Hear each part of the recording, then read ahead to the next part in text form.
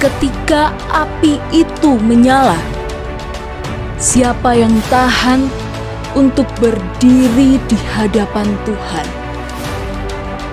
Kita akan mendengar pesan Tuhan tentang revival again, atau kebangunan rohani kembali dari para hamba Tuhan di Indonesia.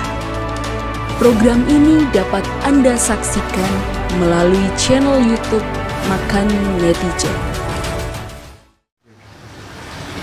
Oke, shalom. Selamat berjumpa kembali di dalam kasih Tuhan kita Yesus Kristus. Mari, sebelum kita mendengarkan kebenaran firman Tuhan pada saat ini, kita akan berdoa dulu.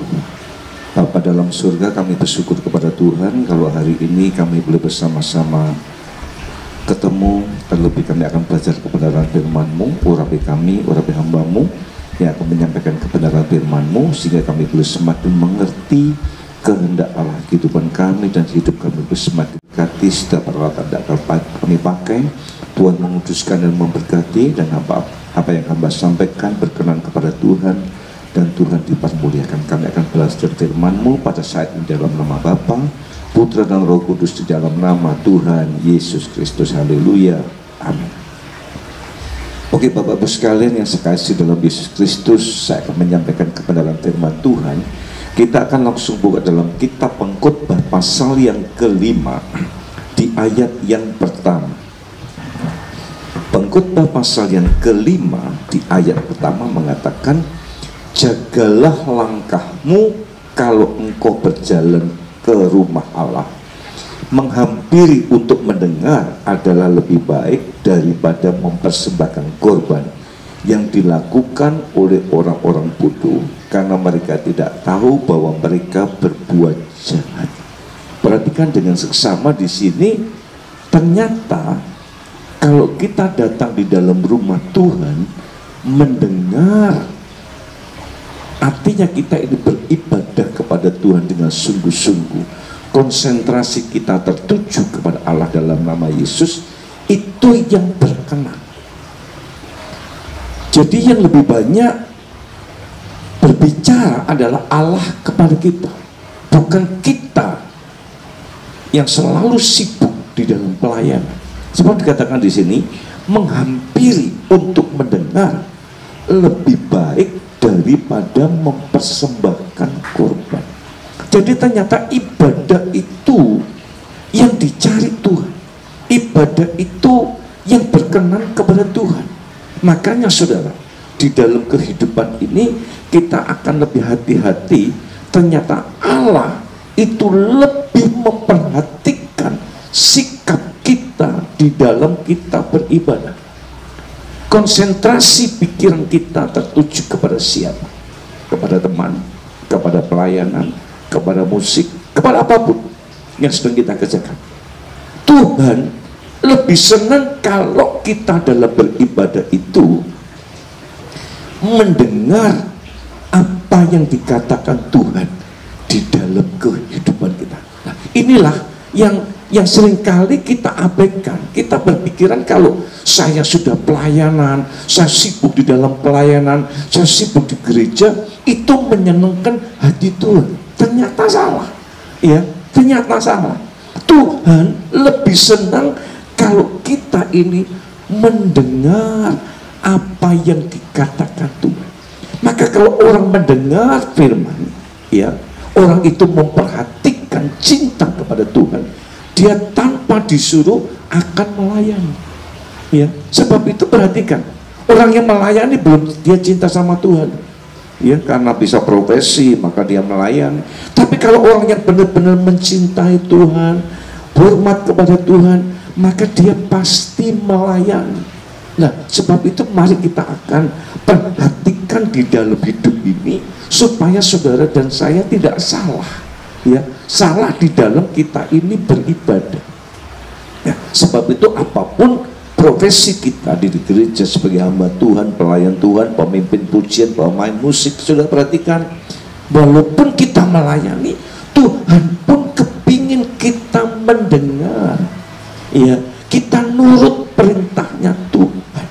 Nah, Saudara, mari kita akan melihat satu contoh di dalam firman Tuhan, di dalam Injil Lukas pasal yang ke-10 di ayat 38 sampai 42. Lukas pasal 10 di ayat 38 sampai dengan 42 mengatakan, ketika Yesus dan murid-muridnya dalam perjalanan, tibalah ia di sebuah kampung. Seorang perempuan yang bernama Marta menerima dia di rumahnya. Perempuan itu mempunyai seorang saudara yang bernama Maria. Maria ini duduk dekat kaki Tuhan dan terus mendengarkan perkataannya. Sedang Marta sibuk sekali melayani. Ia mendekati Yesus dan berkata, Tuhan, tidakkah engkau peduli bahwa saudaraku membiarkan aku melayani seorang diri? Suruhlah dia membantu aku. Tetapi Tuhan menjawabnya, Marta, Marta, engkau khawatir dan menyusahkan diri dengan banyak perkara, tetapi hanya satu saja yang perlu. Maria telah memilih bagian yang terbaik, yang tidak akan diambil daripadanya. Ada dua perempuan, Marta dan Maria. Maria ini waktu Tuhan datang, dikatakan dia duduk dekat kaki Tuhan Yesus mendengarkan perkataannya. Sedang Marta, saudara ya, ini dia sibuk di belakang menyiapkan makanan, minuman, apa yang diperlukan oleh Yesus. Saking sibuknya, saudara, mungkin dia terlalu lelah, maka dia ngomong sama Tuhan Yesus, Tuhan, dalam bahasa saya yang sangat sederhana, buat disuruh Maria membantu saya, membantu di belakang untuk menyiapkan makan. Ya, Tuhan mengatakan begini, Marta, Marta, engkau khawatir dan menyusahkan diri dengan banyak perkara. Kelihatannya melayani, tapi ternyata di pemandangan Tuhan itu menyusahkan diri dengan banyak perkara. Orang melayani di mimbar, WL, pujian, singer maupun pemain musik, itu tidak salah. Tetapi apakah itu yang kita lakukan tertuju kepada Yesus? Nah, ini yang perlu direnungkan, ya.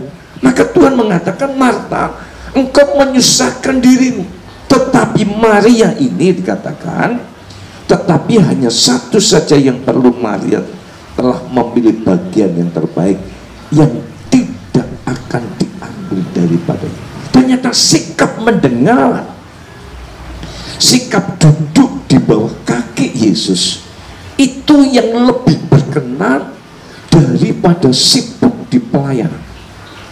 Ayo kita mulai koreksi, sehingga saudara akan mengerti.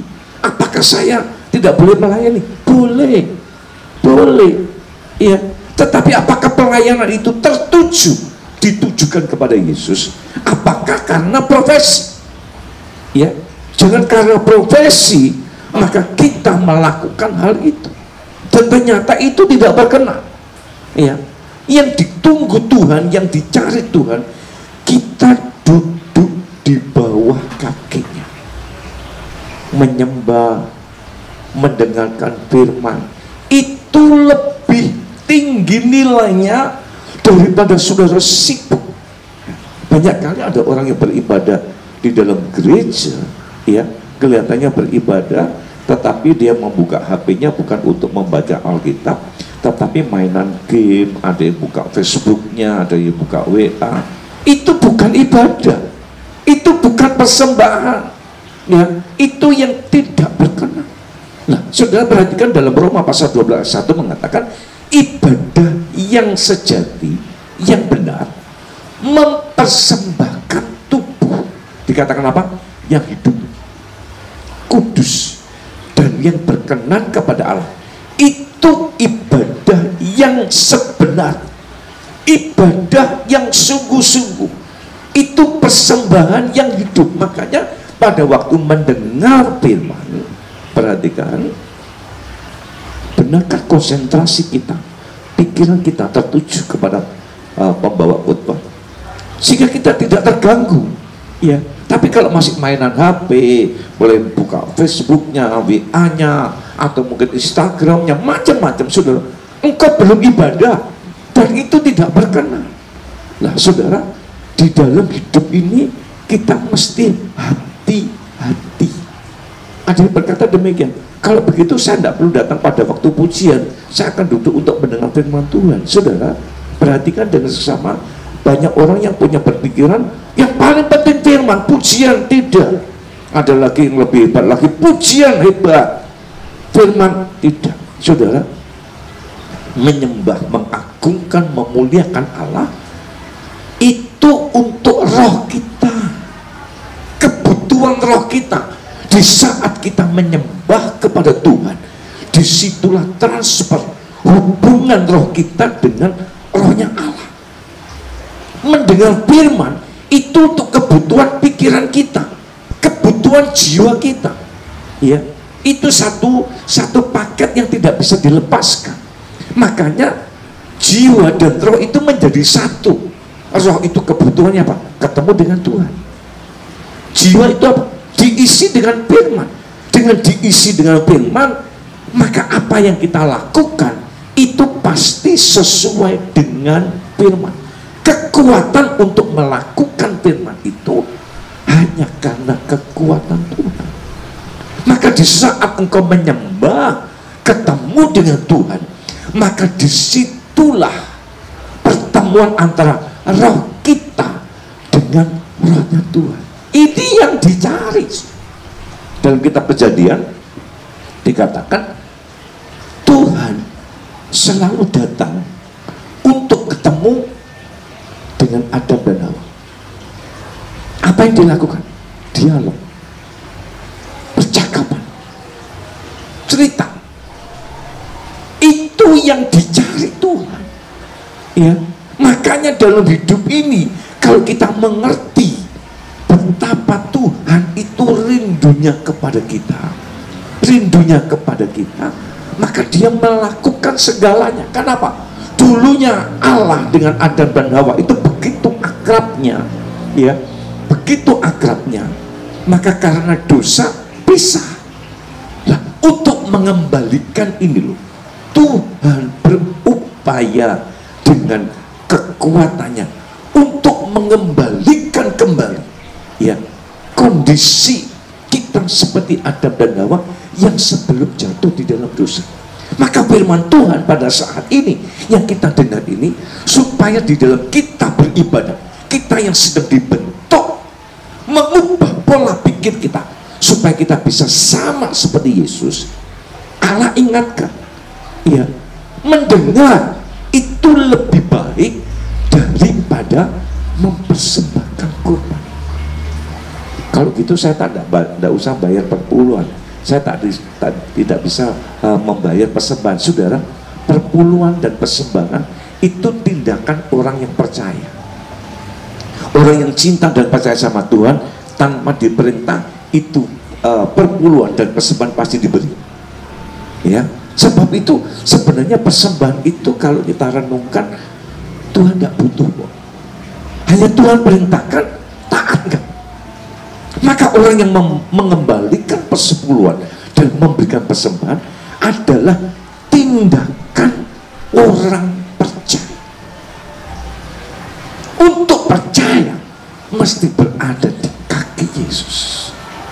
Ini yang berkenan kepada Allah. Ya, renungkan. Maka pada waktu Marta begitu sibuknya dia memberikan persiapan untuk makan dan minum, Tuhan mengatakan, engkau terlalu sibuk, engkau menyusahkan dirimu. Ya, itu yang tidak dicari sama Tuhan Yesus. Tetapi yang dicari seperti Maria, duduk di kaki Yesus, mendengar. Karena dengan kita mendengar perkataan Kristus, maka kita pasti tahu apa yang kita lakukan. Melayani bagaimana caranya, beribadah bagaimana caranya, memberikan persembahan bagaimana caranya, dengan kita mendengar perkataan Kristus. Nah saudara, untuk kita ini selalu bisa berada di kaki Yesus dan melakukan perkara-perkara yang lain. Perhatikan, Dalam Injil Yohanes pasal 15 mengatakan kita mesti nempel pada pokok, nempel pada pokok, yaitu Allah dalam nama Yesus. Maka kedekatan kita dengan Allah di dalam nama Yesus itu menentukan apa yang kita lakukan. Dengan kita nempel pada pokok yang benar, perhatikan, dikatakan di ayat 4 dan 5, kita dapat berbuat apa-apa, melakukan perkara besar. Ya, jadi fungsinya, kegunaan kita dekat sama Tuhan supaya kita dapat melakukan yang benar. Perhatikan, manusia ini banyak berdosanya daripada yang kudus, tetapi Allah tetap memberikan kesempatan kepada kita, ya, memberikan kesempatan kepada kita. Sebab pada waktu kita nempel sama Tuhan, di dalam ayat yang kedua atau ketiga dikatakan, Yohanes pasal 15, kamu memang sudah bersih karena firman yang aku sampaikan. Dengan dekat sama Tuhan, kita diberikan petunjuk untuk hidup benar. Ini, ya, dengan dekat sama Tuhan, kita ini dapat hidup kudus. Maka hidup kudus dan hidup benar itu karena melakukan kebenaran. Ya, sebab itu mari, betapa pentingnya kalau kita ini harus dekat. Ya, kalau kita dekat sama Tuhan, saya tahu apa yang kita lakukan pasti berkenan kepada Allah. Sebab itu mari kita akan terus hidup berkenan kepada Tuhan. Apapun hari ini profesimu, apapun hari ini pekerjaan, hari ini pangkatmu, perhatikan, dekat sama Tuhan. Dengan dekat sama Tuhan, kita akan mendapatkan perintah. Dekat sama Tuhan, kita akan diberitahu, ini loh kudus, ini loh dosa, jalankan yang kudus, buanglah yang dosa. Saudara, mari kita mulai memahami dan mengerti dalam hidup ini, sehingga dalam kehidupan ini semakin hari semakin berkenan kepada Tuhan. Kenapa? Hidup ini proses, ya, proses. Coba kita akan baca dalam Kolose pasal 3 di ayat yang ke-10. Kolose pasal 3 10 mengatakan, dan telah mengenakan manusia baru yang terus menerus, perhatikan, diperbarui untuk memperoleh pengetahuan yang benar menurut gambar kali. Mengenakan manusia baru. Perkataan manusia baru itu sudah dikuduskan dan dibenarkan karena percaya. Dengan kita dibenarkan dan dikuduskan ini, katakan, kita ini terus menerus diperbarui. Artinya apa? Kita ini belajar terus untuk hidup benar. Tidak bisa instan, ya. Makanya Tuhan itu selalu memberikan kesempatan kepada kita. Makanya dengan teguran firman Tuhan pada saat ini, kita diingatkan, ayo datang, ayo dekat di kakiku. Untuk apa? Mendengar firman. Untuk apa? Supaya kita ini terus menerus diperbarui. Perkataan diperbarui itu, dosa, melakukan dosa diampuni, diingatkan lagi, ayo melakukan yang benar. Dosa lagi diingatkan, melakukan yang benar. Ini terus menerus proses hidup ini, ya, proses kehidupan ini, sampai hidup kita ini dikatakan memperoleh pengetahuan yang benar menurut gambar kali. Jadi standar kudus benar itu karena Tuhan. Maka kalau kita ini dekat sama Tuhan, saya tahu hidup kita mesti menjadi benar. Ya, saya punya pengalaman bagaimana saya punya cucu yang masih umur sekitar 3 tahun, ya, 3 tahun. Dia bermain di sebelah rumah dengan pembantu. Pulang-pulang dia bisa dalam bahasa Jawanya miso. Ya, orang tuanya marah, anak ini mau dipukul, umur 3 tahun. Saya katakan jangan dipukul dulu. Ya, kita tanya dulu. Ya, saya dudukkan, saya tanya, tadi yang kamu ucapkan tahu nggak? Enggak. Lah kamu kok bisa niru dari mana? Tadi kumpul mainnya sama teman-teman di sana. Ya, saya bisa memaklumi yang di sana itu bukan anak Tuhan, Maka kalau berbicara katakan miso, berkata kotor, itu sesuatu yang biasa. Kenapa? Mereka tidak memiliki kebenaran.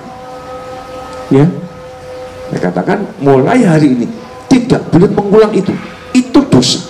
Anak ini umur 3 tahun tahu, ya, karena diberitahu, maka anak ini menjadi tahu dan tidak melakukan miso lagi. Kenapa? Dekat dengan pendidikan. Saya tahu Tuhan pasti mengajarkan kebenaran. Dengan kita diajar benar inilah dikatakan kita bisa seperti Khaliknya, seperti Tuhan. Maka orang hidup benar itu bisa. Mau nggak? Bagaimana caranya? Dekat dengan yang benar. Ya, pengajaran benar akan mengajarkan orang untuk melakukan yang benar. Pengajaran dosa mesti yang diajarkan tentang dosa. Oleh sebab itu, mari, ayo kita mau dekat sama Tuhan, ya kita mau setia kepada Tuhan. Dengan kita setia kepada Tuhan dan mendengarkan firman, disitulah letaknya untuk kita ini bisa mampu untuk hidup benar. Kita mampu untuk melakukan kebenaran. Bila dengan renungan firman Tuhan pada saat ini akan membuat kita mengerti, oh ternyata selama ini caraku beribadah salah, maka yang aku lakukan juga salah. Tapi kalau ibadahnya benar, ya, yang berkenan kepada Tuhan, yaitu duduk manis mendengar firman, maka saya tahu kebenaran itu kalau tersimpan di pikiran kita, dia akan mempengaruhi perasaan kita, dan perasaan itu pasti akan mempengaruhi apa yang kita lakukan. Kalau kita dekat sama yang sumbernya kebenaran, yaitu Allah dalam nama Yesus, saya tahu hidup kita ini pasti melakukan kebenaran. Kita pasti mampu hidup seperti gambar Khalik. Amin. Tuhan memberkati. Kita akan berdoa. Hamba mengucap syukur Tuhan buat pernyataan Tuhan dalam ibadah kami, dalam kami mendengarkan firman Tuhan. Bila dengan pengajaran firman-Mu pada saat ini membuat kami semakin mengerti. Ampuni Bapa kebodohan kami yang selama ini kami selalu sembrono dengan cara ibadah kami. Melalui pengajaran firman-Mu pada saat ini kami mau berubah dengan cara ibadah kami, supaya hidup kami semakin hari semakin berkenan seperti Tuhan Yesus. Terima kasih Bapa. Kami percaya kebenaran firman-Mu adalah pikiran kami. Kebenaran firman-Mu akan mempengaruhi hidup kami, sehingga apa yang kami lakukan senantiasa berkenan kepada Tuhan. Berkati kami semua. Nama Tuhan dipermuliakan di dalam nama Bapa, Putra dan Roh Kudus, di dalam nama Tuhan Yesus Kristus. Kita yang percaya diberkati Tuhan mengatakan amin. Shalom. Tuhan memberkati.